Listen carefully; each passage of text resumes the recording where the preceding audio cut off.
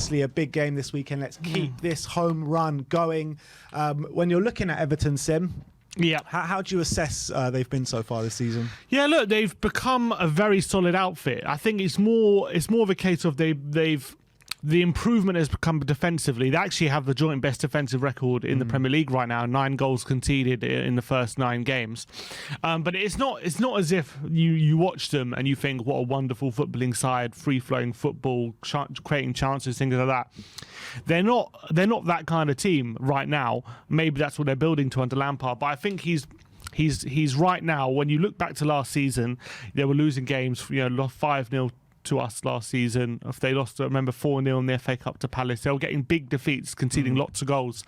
And I think he's worked, first of all, improving the quality of the back line and maybe just playing a bit more pragmatically before they can get on that front foot style. And especially, you saw against Liverpool, they were very unlucky to not have won that game. Although Pickford was man of the match, they could have easily turned around and won that game. And they've had a lot of fixtures this season where they're very, very tough to beat and they're very difficult. They've made themselves very difficult to play against. They don't concede a lot of goals. So from that point of view, if they come into this game with the approach of being a bit more pragmatic and trying to frustrate us, I think last season they were very naive when they came to the Tottenham Hotspur Stadium. It was still fairly early in Lampard's tenure, if I remember, relatively early, and they came to try and play, and they were expansive and they were pressing high, and I think Lampard didn't realise how big of a job he actually had when they came to the Tottenham Hotspur Stadium last season, and we did them completely. I expect a very different Everton this time round, especially with Cody and Tarkowski at the back line. It's going to be a lot more difficult to break them down, and I think just the way they play, they're a bit more smarter now. They're less naive. They're a bit more pragmatic, and that's going to lead to a more difficult game. Yeah, when you're looking at their form coming into it, like you say, one of the best defences so far in terms of goals conceded in the league. Away form, a bit to be desired. I mean, they've only won 1 out of their last 5, but they do pick up. Yeah, they do pick up quite a few points, don't they? I mean, they've drawn a hell of a lot this season, haven't they? Yeah, and that's the thing. They're not winning lots of games, but they're not losing either. So since they lost the first 2 of the season, they've only lost 1, which was United. So they've become very, very tough to beat, and that's a very good trait for a team like Everton, who are looking to be in mid-table. When you a draw away from home is a very good result, and they've been getting lots of those this season. Their front line, whether it's lack of possession or maybe quality, but they still haven't quite got going forward, although they're improving. Calvert-Lewin will add something to that, though, won't he? Coming back into if he plays. Yeah, but I'm saying he came back in against Man United, came on for the latter stages of that game, and I think that when you're comparing a DCL to a Maupay, I mean, they're just levels apart, aren't they? Well, DCL wasn't very good last season. He wasn't. He had his injury problems last year. Yeah, I know, well. but that's like DCL a couple of seasons ago when we were in lockdown. I remember he had an unbelievable start to the season. I believe he scored in the first 5 games. He was brilliant. Yeah. Everyone thought he was going to be the next big thing, and then second half of the season he kind of burnt out a bit, or he didn't quite have the same impact. And then last season he was mired by injury, and when he did play he wasn't the same player. So I think he's been out of form for a while, to be fair. So I wouldn't say just because if he plays in this game we're definitely going to see the best version of DCL for sure. Maupay actually worries me a bit, just because of his work rate and his shithousery and his ability to turn up in big games. He kind of has that ability. So although I don't think consistently on a week in, week out basis he's like an amazing striker, I always have that feel like in big moments in big games he's one who can kind of do something. Yeah, I mean, I get what you're saying, I do, but when you're talking about the prospects of the talent of both players and where they can both go in their careers, I'll just be more worried about the prospect of facing a DCL than a Maupay. I think, to be honest though, I think we could shackle both of them fairly well with the defence that we got with Dyer, Romero, whether it be Longley or Davis at the back. I think that we've got enough tools in our armoury to really shackle either of them, whichever's a start. But I'd be more worried with probably DCL playing over a Maupay. I mean, I see Maupay play a lot, and I mean, a lot of the times he just flatters to deceive. I mean, he scored that brilliant goal earlier on this season. I can't remember who it was against. West Ham, that was it. But he should be getting a lot more goals. He misses a lot of sitters, Maupay. Yeah, he's not the best finisher. We know that, but he isn't the best finisher. But in this kind of game, you kind of how they play. You don't need to be. You just needs to be that shithouse, and especially if they're looking to frustrate us. There's no one more frustrating. There's no like more play to sometimes, to, like, not all the time, but sometimes to play against. He can just be a very, very frustrating player, making fouls and things like that, and then getting under your skin. Hopefully Romero can do a job on him, and it's going to be a bit of a battle between those two, I feel. Yeah, absolutely. It most definitely will be. It'll be the battle of the shithouses. Hopefully Richarlison can get involved as well. But in terms of the players that we've earmarked as ones to watch, we've gone for Cody and Iwobi. Mm-hmm. What the hell has happened to Alex Iwobi this season? Yeah, he's playing a new position. He's playing in like a midfield three, and maybe that is something that's a more comfortable position for him, because as a winger, he's never had the best output. But what he's always been very good at, he's been a very good dribbler. He's been very good at making runs forward, and he's got a decent eye for like a little interchanges and things like that.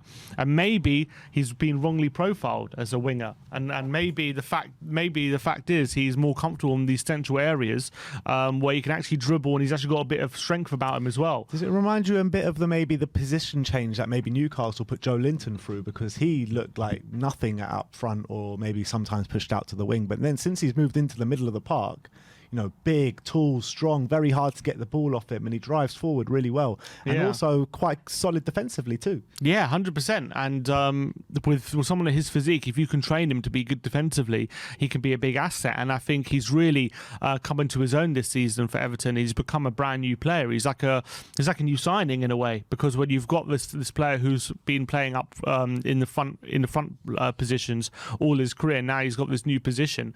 He seems to have really taken it on. And you got to credit Lampard for finding this position for him, because no one really expected Iwobi to be playing in a central midfield this season, but he's doing a fantastic job, and I think he's of the right fit for that position as well. I think it suits him better. So fair play to Everton, and fair play to Iwobi for really stepping up. And to be fair, he showed against United he still has those attacking instincts, with a brilliant goal from the edge of the area. So I remember, and if I remember rightly, I know it was a while ago, but he played in a Europa League final for Arsenal. We scored a brilliant goal in the final, and they lost 4-1.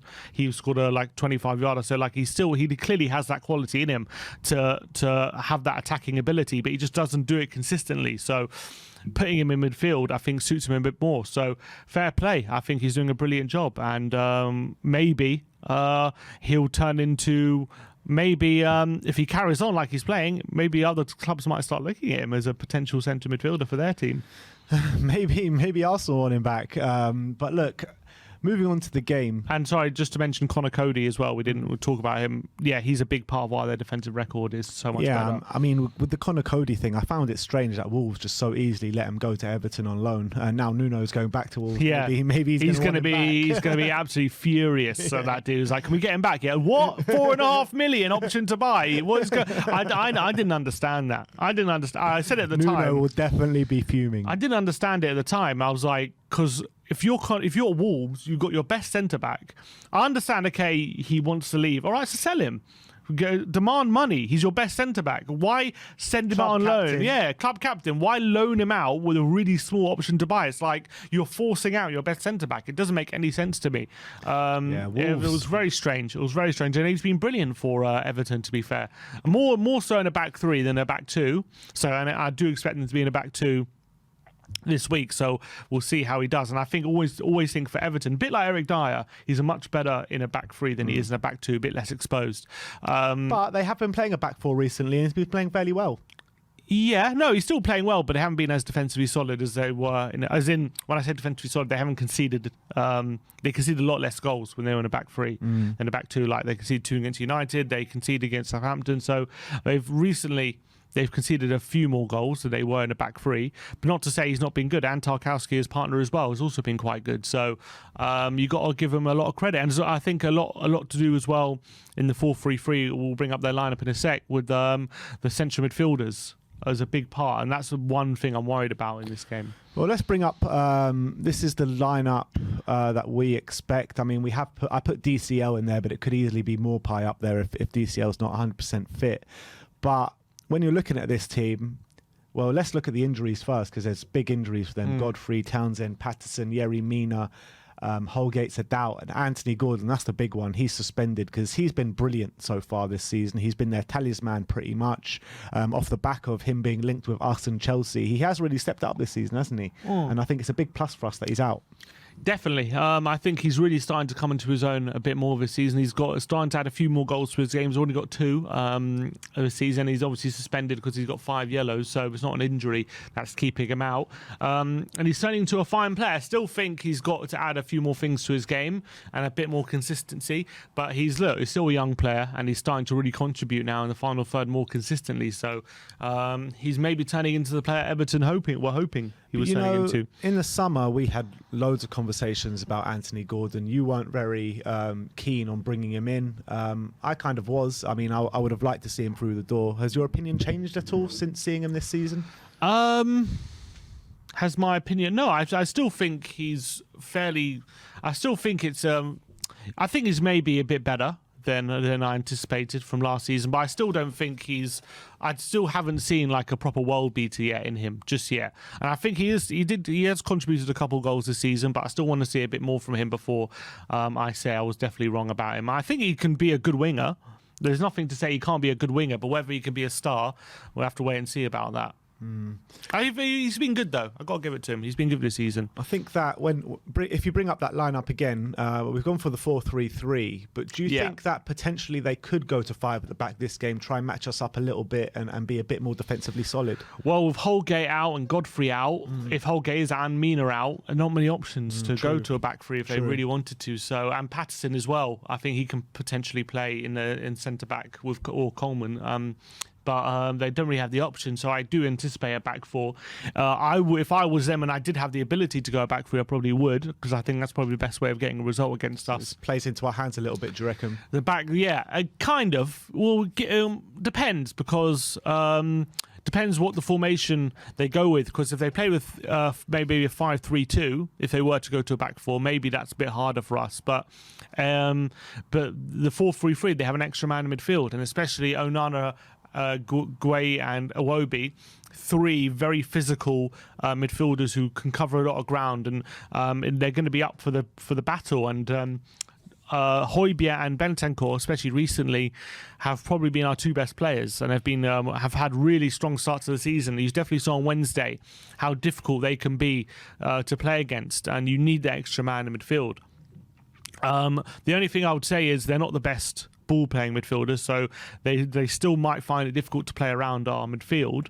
But in terms of physically, I'm a bit worried about being dominated a tad. That's what I'm worried about. Just when we're on the ball, kind of being hounded and pressed by those midfield 3 and getting any sort of time and space in the centre of the park. I'm a bit worried about that, and it might need Doherty to do maybe the role he was doing last season, help being an extra body in midfield and coming inside to into the centre of the park and being that extra man. And he did a great job doing that last season, and he might need to do that again this season. Yeah, absolutely. Yeah, this game, yeah, absolutely. But would you be tempted at all to go to 3-5-2 tomorrow? No. I don't think so. I think 3-4-3 is especially if Kulusevski's fit and he's available, and if Conte thinks he can start.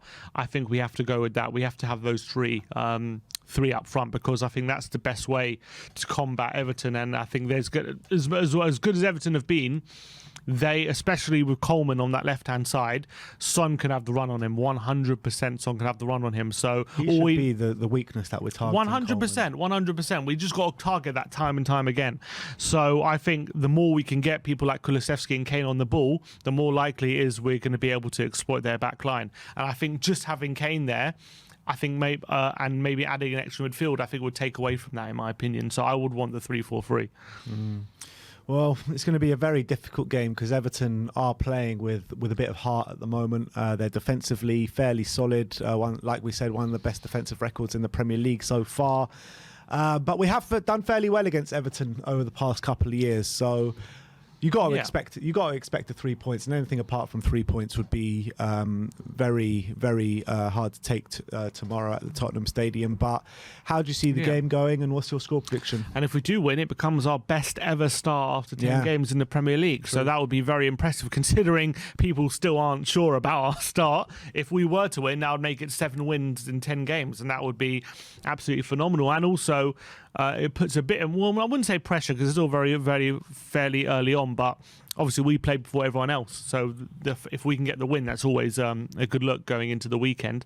I think with Everton's injuries, that's a big problem for them. With Gordon being out as well, they maybe won't have that outlet of the wings to really hurt us as much as they could.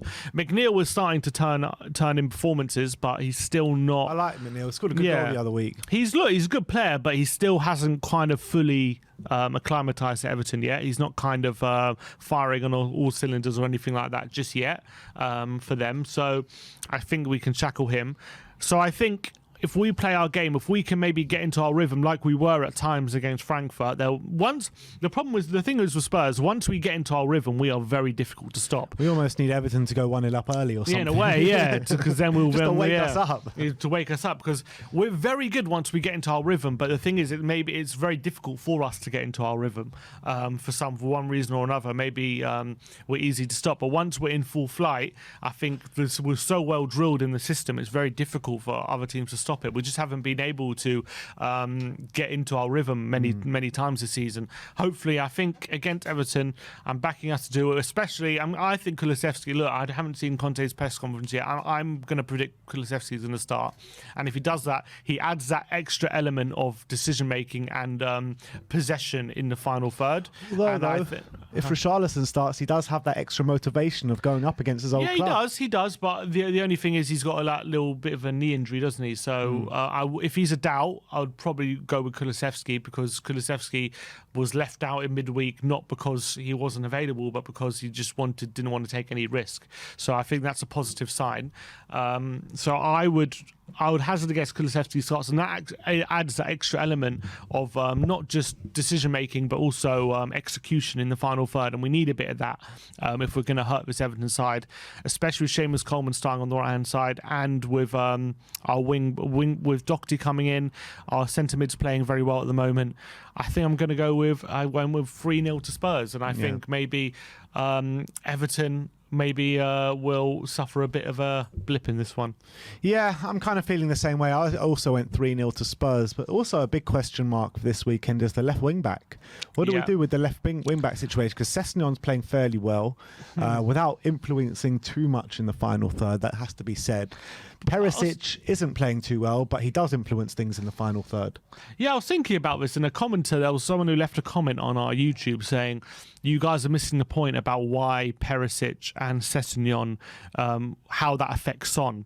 And people are saying, oh, Perisic is affecting Son because they're making the same runs, and Sessegnon maybe isn't. But he said that's what you're thinking. But the real reason why Perisic and Sessegnon is affecting each other so much is because Perisic is so offensive. It's not necessarily that he's getting to Son's area. It's more that Son, because Perisic is so offensive, has to maybe do a bit more tracking back than maybe he does under Sessegnon. If you look at the average positions, which I took a look at when Perisic is on the pitch compared to Sessegnon is a lot deeper than Perisic is. Perisic is like almost like a left winger, whereas Sessegnon's more like a left midfielder. So maybe Son and when Perisic is on the pitch, Son is a lot deeper and is a lot more to the left. Whereas when Sessegnon's on the pitch, Son's a lot more higher up and he's a lot more central. And maybe that's the difference between those two and why that's affecting Son. Maybe Son feels more comfortable being a lot more central and being higher up with the knowledge that he doesn't have to track. With the knowledge that Sessegnon's going to be more able to get back in position and not be able to track back as much. And he can have the ability to get forward more. Whereas when Perisic is there, Son always has to be in the back of the mind. He's very offensive, so I kind of can't be that central and that higher up because I might need to track back. I might need to be a bit more defensive. Maybe that's the difference. So it's an interesting one. Maybe that's why he's been going with Sessegnon a lot more. Maybe that's why when Sessegnon's on the pitch, we're seeing more of Son in those central areas, which is definitely something to think about. And that's something tactically Conte has to work with. And maybe it's a case of Perisic maybe he's better off on the right or something. I don't know. I'm not sure there's some sort of solution. I'm not about a solution. Not he's better on the right. Maybe it's better for the team he's on the right. You know what I mean?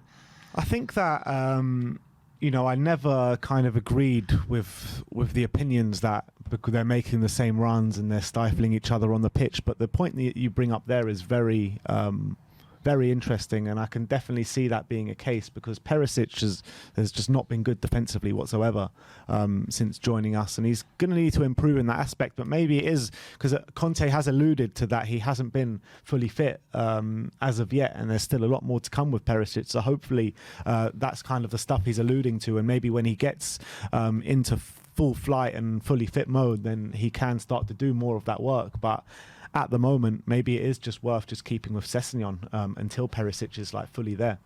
Yeah, and I think I don't think it's any surprise we're just seeing a more dangerous Son when Sessegnon's on the pitch, and I think I agree. Right now, that maybe is that benefits the team more. But having said that, I know Perisic on the right and Sessegnon on the left. We played against Leicester, but maybe it's worth giving that another go, maybe pursuing it a bit more because potentially. Perisic and Kulusevski could have good link up together, and Perisic can play on the right, and then you maybe get the best of both worlds, and you still have a more dangerous Son. So maybe that's the way to go. But I've got a feeling he's going to persist with Sessegnon and maybe put Doherty in. I've got a feeling that's what he's going to do this weekend. Obviously, we've got to await the press conference, and we'll see. But apparently, there's been a bit of breaking news from Damasio.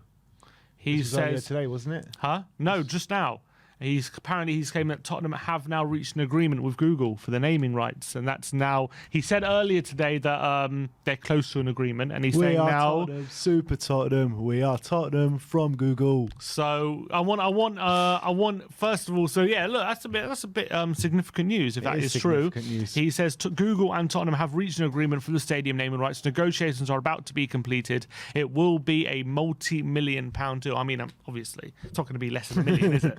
No, they're just handing us a tenner for it. I don't think it's breaking news. You get a bit of free credit on Google AdWords. That's about it. Yeah, exactly. Free from Google AdWords. I want everyone in the comments to put your Google stadium names in the comments. What will the stadium be called after the deal is completed? But it looks like we have finally come to an end for the naming rights saga ever since the stadium was built and we moved in. I'm going to miss the Tottenham Hotspur Stadium because obviously it's our names in there and Forget the Tottenham Hotspur Stadium. It's always going to be the Lane. What about White Hart Translate? White Hart Chrome. White Hart Chrome.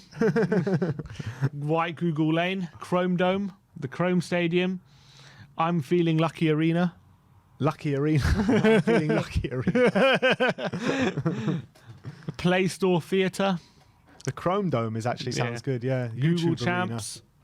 Arena. Google Champs. YouTube Arena. Come on. I wonder what it's a very interesting development. I'm going to wait for an official announcement and stuff, but looks like that's. You probably expect that if they do take the naming rights, that this would all be from the start of next season, or are they going to change things like now? I don't know. I'm naming I don't know. I've never seen a team change the stadium name mid-season. I have. I think Newcastle did. Newcastle once. did, yeah. They changed it to Sports Direct. Sports Direct at St James's Park. Yeah, at St James's Park. So I wouldn't look. It wouldn't be a massive surprise if they change. I wouldn't say like maybe immediately, but maybe after the World Cup or something. It gives them a good opportunity while the World Cup is on to do all the branding and stuff like that. Yeah. So maybe it'll be the case. They do it like that. But looks like it's all going to be announced. I don't know if it'll be announced today, but looks like that agreement is definitely getting close or is in the offing. So it looks like Tottenham are going to be in agreement with Google now for the new stadium, the naming rights. That's very positive news. Hats off to everyone involved in the deal because this has been a long time coming, and Levy always said he was going to wait for the right deal to come along, and finally the right deal has come along, and it's going to be big. going to be big for Tottenham Hotspur. So that is your match preview and a bit of an update on the Google stuff as well. Let me know in the comment section below or the live chat what your opinions are on the game, what your predictions are for the game, and what your thoughts are on the naming rights deal. Just before we move on to guests, let's go and take a look at BetMate. Obviously, BetMate, a really fun to play game, low stakes needed. This week, there's £1,000 guaranteed pot in the Tottenham Everton league, and you can take us on. You can take all Spurs fans on. Like I said, it's one of the funnest kind of games you can play to win money in terms of football, and if you're an FPL enthusiast, you'll absolutely adore this game. You can pick 2 players in each position, 1 goalkeeper, and you can pick a maximum of 6 players from one team. So obviously our teams are going to be very Spurs heavy, but it is £5 entry, £1,000 guaranteed pot, and also you can get a free £5 if you're a new user and you use our code, which is in the description below, WATTV5. But let's take a look at our teams, and let's start off with my one. So I've gone for Lloris in goal. I've gone for a defence. I've gone for Doherty and Romero. In midfield, I've gone for Idrissa Gana Gueye and Pierre-Emile Højbjerg. And up front, I've gone for Captain Kane and Vice-Captain Heung-min Son. I think Doherty, is a big opportunity to get some attacking returns. And as well, he can, if he does help out that midfield, he can really chime in with a few interceptions and tackles. Christian Romero, I think he's getting better and better game by game, and he's really starting to step out in front of those attackers again and really win the ball back in good positions and even contribute going forward. I wouldn't even be surprised if Cuti Romero got on the score sheet this weekend. Idrissa Gana Gueye is a busybody midfielder who's always at it, and he's going to be definitely in the thick of the action. Pierre-Emile Højbjerg, exactly the same, and Kane and Son, do I need to say more? Definitely not. For my team, I've got obviously Hugo Lloris in goal. My back 2, I've gone for actually Eric Dyer and Ben Davies. I feel like Ben Davies is going to come into the 11 in this one, and he, maybe from that wide centre-back position, can help support the attack, and I think he's going to be rotated. So I've gone for them 2 at the back. I've gone for a clean sheet for Spurs. Kulusevski, I think he's going to make a return to the starting 11. So he's in my midfield alongside Onana, who's made a very good start to his career at Everton. He makes many tackles and interceptions, and up front I've obviously gone for Kane and Son as well. I've gone for Captain Son, who's in really good form at the moment, so I think he's gonna I reckon I'm backing him to get some goals in this one. So that's my team. I think if Richarlison does start this game, I might have to put him in last minute, but just you can make changes up until 5 minutes before kickoff. So if you've got if you make your team now and you know that your player isn't starting in the lineup, you can change that 5 minutes before kickoff. But do get involved, come and take us on, and let's see who can take away the big pot this weekend. But that is our match preview.